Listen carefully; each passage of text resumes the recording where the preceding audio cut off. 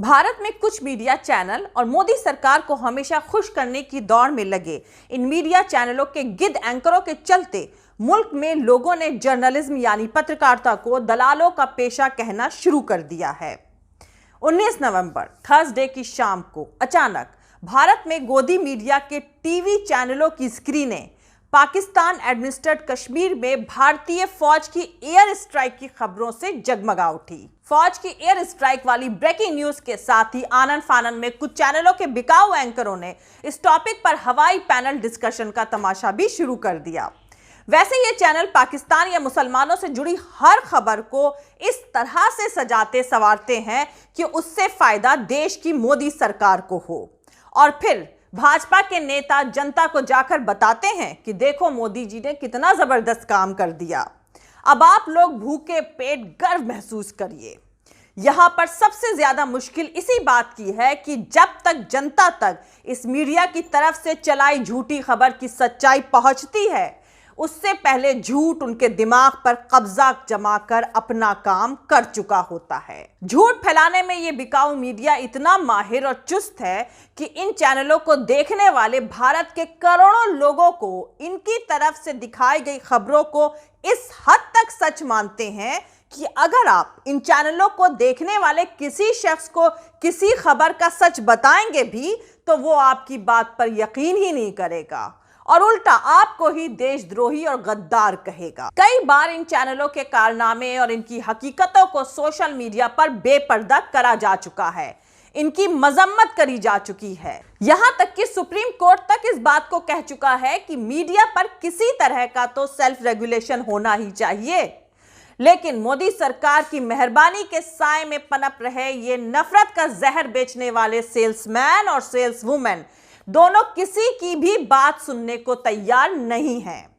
इन चैनलों में बैठे इंटेलेक्चुअल टेररिस्ट नफरती जहर का कारोबार बंद करने को तैयार नहीं हैं और सत्ता को खुश करने के लिए बिना क्रॉस चेक किए फर्जी खबरों को चलाते रहते हैं। हालांकि लगातार सोशल मीडिया पर बेइज्जत होने के बावजूद ये एंकर कोई ना कोई कारनामा सरकार को खुश करने के लिए अंजाम देते आ रहे हैं, और जो नया तमाशा या आप यूं कह लें ताजा कारनामा इन नामचीन चैनलों ने अंजाम दिया है वो है 19 नवंबर 2020 को। जी हां, इन चैनलों ने यह फर्जी खबर चला दी कि भारतीय सेना ने पाकिस्तान वाले कश्मीर में एयर स्ट्राइक कर दी है।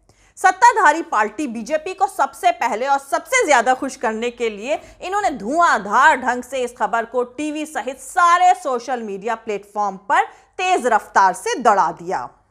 इसके बाद इन गिद्धों की टोली का क्या हश्र हुआ बताऊंगी, लेकिन उससे पहले जो लोग मेरे इस चैनल पर नए हैं वो मेरा YouTube channel political Tamasha with doctor Arshi को सब्सक्राइब करके वहां पे लगी बेल आइकॉन को जरूर दबा दे ताकि आपको हमारे आने वाले हर वीडियो की अपडेट्स मिलती रहे।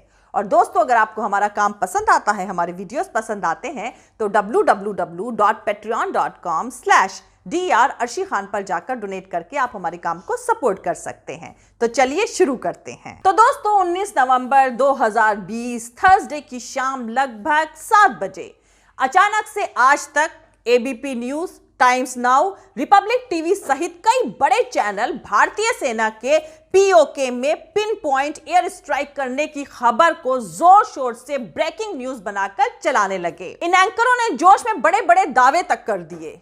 आज तक के एंकर रोहित सरदाना ने चीख कर कहा, और इस वक्त और एक बड़ी खबर आपको दे दें कि पाकिस्तान के आतंकियों पर भारत ने एक और एयर स्ट्राइक कर दी है।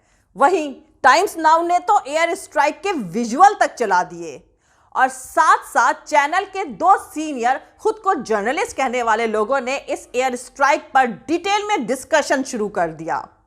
इसी तरह रिपब्लिक टीवी ने तो इस खबर पर डिबेट करने के पैनल ही बैठा दिए और एबीपी न्यूज ने तो इसमें प्रधानमंत्री मोदी को क्रेडिट देते हुए कह दिया, मोदी सरकार की भारतीय सेना की एक और बड़ी कामयाबी।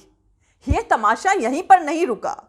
हर दिन नेशनलिज्म और देशभक्ति का ढोल पीटने वाले कुछ चापलूस फर्जी राष्ट्रवादी एंकरों ने सरकार को खुश करने के लिए जोश में अपने पर्सनल ट्विटर अकाउंट से भी इस अफवाह को फैलाने में कोई कसर नहीं छोड़ी। आज तक की एग्जीक्यूटिव एडिटर अंजना ओम कश्यप ने 7:04 पर ट्वीट किया, पीओके में भारतीय सेना की एक और बड़ी एयर स्ट्राइक। पीओके में अब तक का सबसे बड़ा ऑपरेशन। यही हाल न्यूज नेशन के दीपक चौरसिया का भी रहा, जो कि हाल के दिनों में कई मौकों पर अपने ट्विटर हैंडल से फेक न्यूज फैलाते हुए पकड़े गए हैं। उन्होंने भी इसे अब तक का सबसे बड़ा एयर स्ट्राइक करार देते हुए लिखा, पीओके में भारत का अब तक का सबसे बड़ा एयर स्ट्राइक, कई आतंकी ठिकाने ध्वस्त, सेना के जवानों का ऑपरेशन सफल। एबीपी न्यूज की रूबिका लियाकत का जोश तो इस दौरान देखने ही लायक था।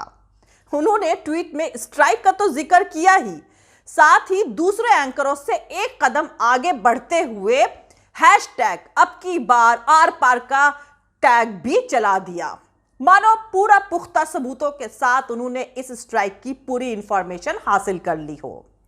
रूबिका ने ट्वीट किया, पीओके में हिंदुस्तान की सेना की एक और बड़ी टारगेटेड स्ट्राइक, कई आतंकी ठिकाने ध्वस्त, बारूद से होगा सबका स्वागत, हैशटैग अब की बार आर पार। चैनलों ने इस मामले को लेकर अपनी स्क्रीन को इतना गरमा दिया कि भारतीय सेना के director lieutenant general Paramjit Singh को खुद सामने आना पड़ा और चैनलों पर दिखाई जा रही खबरों को उन्होंने पूरी तरह से बेसलेस और फेक बताकर इन जोकरों के तमाशे को बंद कराया।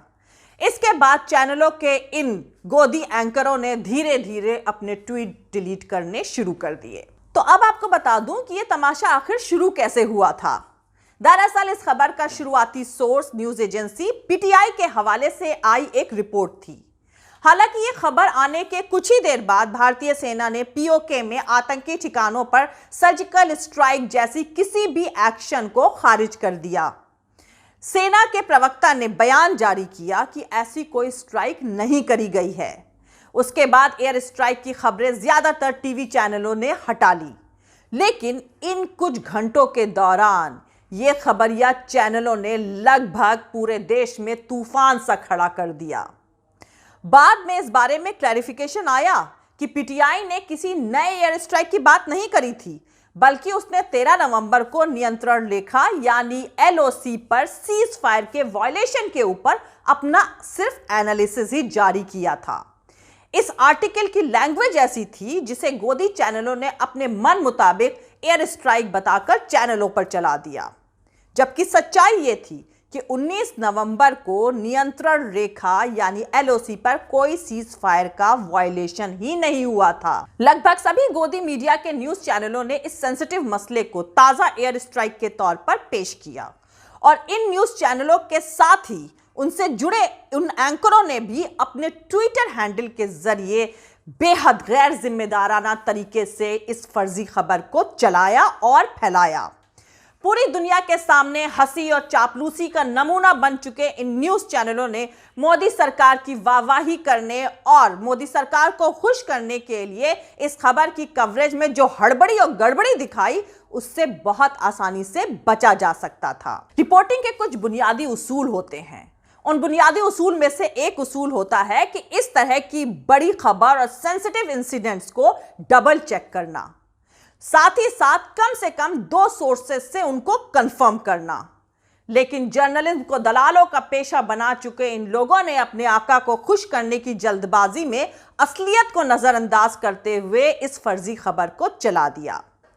अब यहां पर सबसे ज्यादा ध्यान देने वाली बात यह है कि इन एंकरों ने जब पहला ट्वीट किया तो इसमें पीटीआई का कहीं कोई जिक्र नहीं था, लेकिन सेना ने जैसे ही इस पूरी खबर को बेसलेस बताया तो इन एंकरों ने खुद को बचाते हुए इस मसले को पीटीआई के सर पर फोड़ दिया।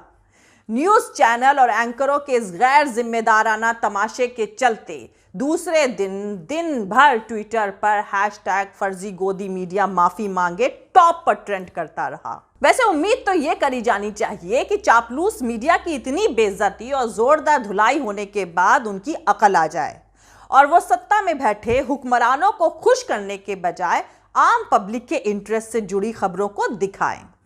लेकिन बिना कुछ सोचे समझे अपने और मोदी सरकार के फायदे के लिए पिछले कई सालों से फर्जी खबरें चलाकर जनता को बेवकूफ बनाने वाले ये लोग इतनी आसानी से सुधर जाएंगे, इसकी उम्मीद तो कुछ कम ही है। जय हिंद, सत्यमेव जयते, अल्लाह हाफिज। दोस्तों, हमारा पूरा वीडियो और दूसरे और वीडियोस देखने के लिए हमारा YouTube channel political Tamasha with doctor Arshi को सब्सक्राइब करके वहां पे लगी बेल आइकॉन को जरूर दबा दें ताकि आपको हमारे आने वाले हर वीडियो की अपडेट्स मिलती रहे।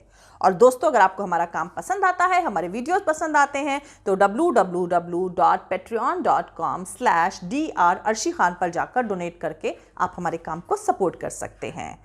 दोस्तों, अगर आपको हमारा वीडियो पसंद आता है तो लाइक और शेयर करना हरगिज नहीं भूलें। आप हमें फॉलो भी कर सकते हैं हमारे ट्विटर, इंस्टाग्राम और फेसबुक पेज पर। मेरा ट्विटर हैंडल है @अर्शी अजीज खान। Thank you. मिलते हैं अगले वीडियो में।